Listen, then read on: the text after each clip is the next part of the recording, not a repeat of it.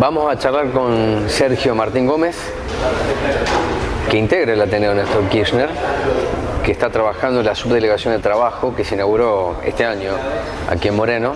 Es un hombre de Walter Correa. Vamos de nuevo por los saludos. Chao. Vamos de nuevo.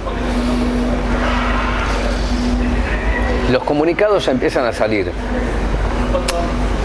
Guardan la misma semejanza, que es un posicionamiento muy marcado, sostenido, argumental, a propósito de la batería de decretos de necesidad y urgencia que Milei presentó, declarando no solamente la inconstitucionalidad, sino también la probable ilegalidad y dando al Congreso una dinámica que algunos no esperaban.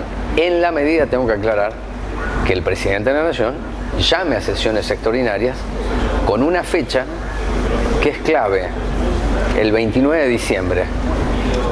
Lo digo esto porque si no llama a sesiones extraordinarias, lo que pretende Milei y Macri, la combinación, es que entre en vigencia ese decretazo de necesidad y urgencia y que después discuta el Congreso reformas más estructurales. ¿Qué puede ocurrir en el camino? Digo, la justicia. Ahora, la justicia tiene su tiempo y comienza la feria. El modelo lo pensó Milei, lo esbozó, lo puso en clave electoral y ahora está en plena vigencia. La primera pregunta es, ¿qué analizaron ustedes de esto? Bueno, efectivamente tenemos en marcha un decreto de necesidad y urgencia por parte del presidente Javier Milei, que a nosotros nos hace reaccionar de alguna manera, como se vio en el comunicado, con mucha fuerza, con la convicción de que realmente se está avasallando la Constitución Nacional, los principios republicanos de gobierno, la democracia, y por eso nos vemos la necesidad de emitir una opinión desde nuestro lugar, desde nuestro espacio, frente a tamaña decisión de parte del Poder Ejecutivo. Creo que estamos en un momento muy difícil. El presidente se arroga facultades extraordinarias que no tiene. Puede verse en las más de 80 leyes que se reforman o se derogan a través de este decreto de necesidad y urgencia, que en definitiva plantea un poco el modelo de país que ellos quieren llevar adelante, donde el pueblo mayoritario, el pueblo trabajador, las pequeñas y medianas empresas, se ven en una situación de debilidad frente al sistema que ellos quieren llevar adelante, digamos, ¿no? De quita de derechos, de ajuste económico y de ponernos en una situación de defensiva que es de muy difícil salida, digamos, ¿no? Porque hay que activar varios resortes como para poder llevar adelante una respuesta efectiva frente a eso. Háblame de esos resortes que se deberían activar. Bueno, nosotros lo planteamos en el documento como dos cosas, ¿no? Fundamentalmente. Una es el tema institucional, que es el Congreso de la Nación, que debe invalidar ese DNU conforme lo establece la Constitución, los decretos de necesidad y urgencia. Bueno, hay Comisión de Asuntos Constitucionales, claro, conformada, hay que ver cómo está conformada, cantidad, número y posición, y además se tiene que dar al mismo tiempo el rechazo de ambas cámaras. Exactamente, ese es el sistema. Ese es el sistema. No de ahora, ese es el sistema. Ese es el sistema, exactamente. Con lo cual necesita el rechazo de ambas cámaras. Bueno, esperamos que esa resistencia institucional se dé, que se genere una suficiente oposición, que corresponde además a los legisladores llevar adelante su función. Nosotros lo que planteamos es que el decreto de necesidad y urgencia está viciado de nulidad. Como dice la Constitución, está viciado de nulidad absoluta e insanable, porque si ustedes pueden ver lo que es el artículo 99, inciso 3 de la Constitución Nacional, que es el que establece la participación en la formación de las leyes del presidente, después continúa en su articulado y habla de un principio general, una regla general que establece la Constitución, que es que queda prohibido al Poder Ejecutivo emitir disposiciones de carácter legislativo.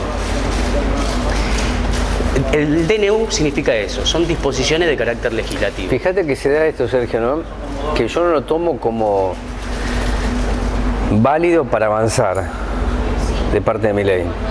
Sí, de los sectores que acompañan a Milei, que cada vez veremos quiénes quedan o cómo quedan, se arroga la idea que durante mucho tiempo se avanzaron sobre algunas medidas que no podía el Ejecutivo, y lo cual es cierto, es real.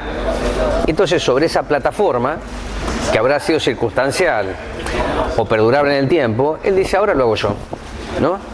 ¿Qué quiero decir con esto? Que tal vez la enorme crisis que tenemos por delante instalaría qué función real debe tener un Congreso de la Nación, más allá de las cuestiones ideológicas, sino, fíjate lo que estamos hablando ahora, estimado Sergio, del respeto de la República y la institucionalidad, ¿no? Históricamente el Poder Ejecutivo ha dictado decretos de necesidad de urgencia. Claro. Antes de la reforma de 1994 no existía esta limitante de la que hablaba recién, acerca de este principio general de que el Poder Ejecutivo dicte disposiciones de carácter legislativo. Con lo cual, esta reforma lo que hizo fue de alguna manera darle forma, generando esta prohibición general y después dando las excepciones a través de lo que es la necesidad de urgencia, con excepción de lo que está prohibido absolutamente, que son las disposiciones por DNU de lo que es materia electoral, de los partidos políticos, tributaria o penal. Okay. Ahora bien, hay una cuestión fáctica que es necesario habilitar para que ese decreto de necesidad de urgencia tenga validez, que es justamente la comprobación de la necesidad y urgencia.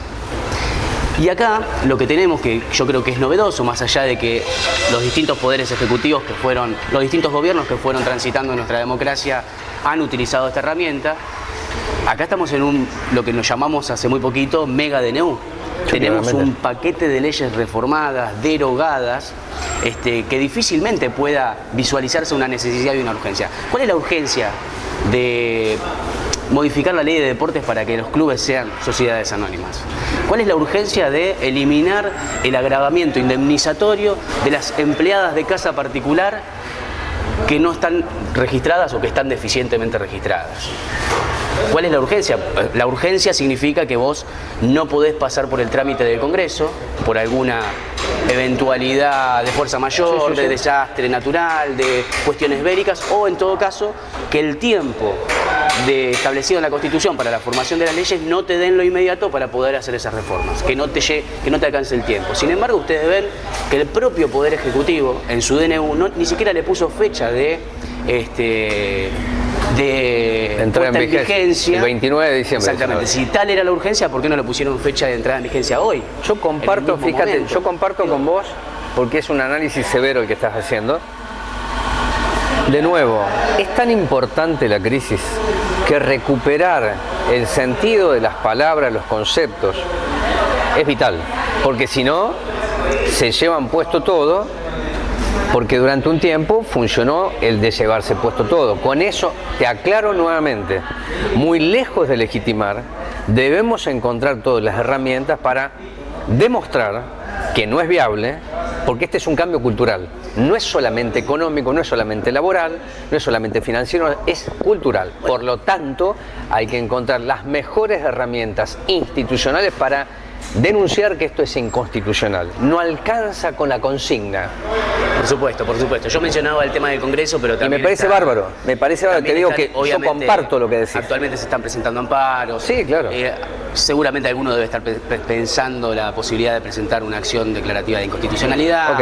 No, que ayer se presentó una. Claro, los jueces también tienen que de alguna manera emitir opinión. Hasta puede llegar a corte. Hasta puede llegar a corte. Exactamente. La acción declarativa de inconstitucionalidad puede llegar a la corte también. Bueno, la cuestión es que están las vías institucionales, que son el Congreso, la justicia, para declarar inconstitucional. Nosotros los abogados que en nuestras propias causas también vamos a plantear la inconstitucionalidad de este decreto. Todos tenemos que aportar de alguna manera a revertir una decisión que no es basada en hechos fácticos reales sobre necesidad de urgencia, sino que se sustenta en una finalidad encubierta, que es modificar el modelo de desarrollo argentino, que no es con justicia social, sino que es en favor de las grandes compañías, que no son las mayorías, ¿sí? Y que se reflejan justamente en la quita de derechos, fundamentalmente en lo que es la tremenda reforma laboral que se está llevando adelante, que favorece a los empleadores y desfavorece completamente a los trabajadores. Entonces, tenemos nosotros que usar todas las vías, y el pueblo también lo ha demostrado con las cacerolas y lo va a seguir demostrando en la calle, movilizándose en contra de las medidas que no los representan. Nosotros, además de presidente, votamos legisladores, y como pueblo tenemos el derecho constitucional y que está previsto en los tratados internacionales de participar en los asuntos públicos, ya sea directamente o indirectamente a través de nuestros representantes. En la medida que el presidente se arroga facultades que nosotros no le dimos, nos imposibilita la posibilidad de esa participación popular en los asuntos públicos. Entonces hay una serie de incumplimientos y atropellos que sería... Nosotros en un documento de una carilla, claramente no lo podemos explicar todo. Por eso te convoqué. Los puntos principales, sí. Pero hay una serie de atropellos que seguramente incluso en esta nota no podamos abarcarlos todos, porque estamos hablando de más de 80 leyes que se modifican. Que sí, se derogan. Fíjate, pero hagamos de nuevo, importante, no es que no lo estás haciendo de mi parte, la utilización de las palabras. Derogación.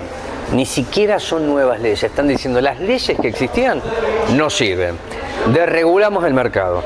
Es decir, ahora es mano a mano. ¿Cómo negocio yo, laburante, con una empresa? Exactamente. Bueno, vean ¿Cómo ustedes. negocio yo, que alquilo, con el propietario? Efectos de la reforma laboral. ¿Cómo negocio yo con la prepaga? Es decir, el desequilibrio y la asimetría sería un buen ejemplo para encontrarle la manera de explicar que es un modelo que entroniza el poder de quienes tienen más poder. Exactamente, ¿no? Lo aumenta. Sí. Exactamente, debilitando más. Lo desbalancea totalmente, es decir, ya no hay balance. Bueno, por eso digo, también este tema que vos decías de recuperar los conceptos, las palabras, ¿no?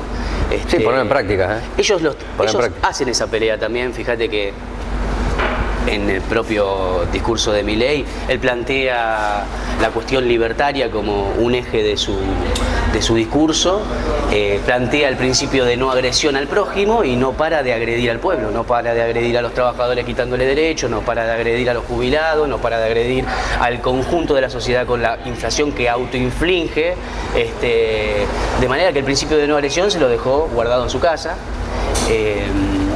Y así todos los derechos.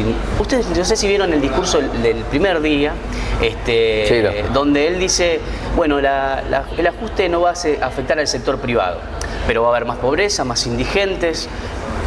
Para él, nosotros no somos sector privado, las personas humanas no somos sector privado, cuando lo somos. Nuestras relaciones individuales somos personas privadas, sí. No somos el Estado. Y sin embargo, para él, nosotros no somos el sector privado. El sector privado son las grandes compañías, las multinacionales, los fondos de inversión, es decir, el poder económico concentrado. La verdadera casta, decimos nosotros. Los que vienen desde hace tantos años aplastando, estrangulando la economía de nuestro país. Está muy bien que digas desde hace muchísimo tiempo, porque podríamos hacer una lista no muy larga de cuáles son las empresas que, esté quien esté, siguen siendo las empresas. Bueno, seguramente. ¿No? Claro, claramente es así. Bueno. Que no alcanza, que estuvo bien el impuesto país solidario, pero claro que no alcanza, era un maquillaje, porque seguían ganando, o te queda alguna duda que en los 4 años de Alberto Fernández no ganaron. No, seguramente. Ninguna duda. Entonces voy al último tema contigo, y agradezco mucho por poder charlar y la forma en que estás expresándote, que tiene que ver con la representatividad. Dijiste, institucionalidad. Bueno, ahí están los representantes de las fuerzas políticas, que no son de la Libertad Avanza, la izquierda, Unión por la Patria, una parte del radicalismo. Bueno, harán lo que tengan que hacer, aún si Milei no llama sesiones extraordinarias, porque podrían expresarse hoy, que de hecho lo hacen, pero en conjunto daría la impresión, si ocurre, que están más o menos de acuerdo en alcanzar un grado de consenso, mínimo. Y lo otro es encontrar la representatividad, porque hay un problema de liderazgos en la Argentina y sobre todo en el campo popular, que debe dirimirse, de nuevo, no con consignas ni con miradas mesiánicas, sino porque esto es colectivo. Es decir, lo que está pasando es que nos obliga a repensarnos en serio, en conjunto, sin esperar que alguien nos salve. Así que quería una reflexión tuya de eso. No, sí. Primero, antes de eso, dijiste algo de llamar a sesiones extraordinarias. El propio presidente dijo que iba a llamar a sesiones extraordinarias para modificar más leyes. O sea que ya él mismo reconoce que el Congreso funciona regularmente y no hay ninguna necesidad de urgencia para lo que está haciendo. Para cambios más profundos, viste que dijo. Claro. Esto es más profundo que lo que hizo. Por eso, fíjate, niveles. Lo que anunció, que es sumamente profundo, derogación, pero voy a mandar lo otro, porque debe ser que vamos más abajo en la idea de regresar a la Argentina de 100 años, pero más moderna. Eso lo vengo escuchando, pero te refería que creo que Milei, lo dije en la presentación de la charla contigo, va a estirar el llamado hasta el 29 para que entre en vigencia lo que anunció. Claro. Y después venga el Congreso. Práctica política. A mí eso no me asusta, ¿ok? De nuevo, hay que ver qué vamos a hacer o qué se va a hacer en conjunto para esto. Claro, exactamente. Bueno, creo que la mirada que nosotros tenemos que tener para dirigirnos en nuestra conducta política es la mirada de los intereses de los trabajadores, de los sectores más vulnerables, de los que quieren hacer a este país un país grande, con distribución social, volver a esas bases. Y esas bases están en el pueblo, están en las organizaciones gremiales, está en el pueblo mismo en la calle que hoy se manifiesta, está en las pequeñas y medianas empresas. Hay que empezar por ahí y la dirigencia política debe leer eso y debe acompañar esa pelea que se va a venir y que ya está en marcha. Sí. Un ejemplo puede ser las multisectoriales, que alguna vez tuvimos. Probablemente algo similar pueda hacer que nosotros podamos volver a conectarnos y actuar en conjunto, colectivamente, y que tengamos unidad de acción para poder llevar adelante la pelea que tenemos. Algo que faltó, ¿no? Y eso, vinculado a la dirigencia, tiene que generar representatividad. De los sectores que pelean, tienen que salir los nuevos dirigentes también. Los que surgen naturalmente, que tengan representatividad en el nivel sindical, en los niveles gremiales estudiantiles, en los niveles barriales. La representatividad política se tiene que recuperar como metodología de construcción política. En un movimiento hay un montón de expresiones, muchas expresiones, en estos distintos sectores de que estoy hablando. Por eso menciono un poco la multisectorial como punto de unificación de la acción colectiva que tenemos que llevar adelante. La memoria, siempre digo yo, está para ser utilizada. No como bandera, sino como práctica, praxis. Entonces, cuando vos hablas de eso, sí, yo recuerdo multisectorial. Esa herramienta puede servir. Lo que se tiene que lograr es representatividad y liderazgos colectivos. De nuevo, no funciona lo mesiánico y que una sola persona resuelva esto, porque no lo resuelve solo una persona, ¿no? En eso estamos totalmente de acuerdo.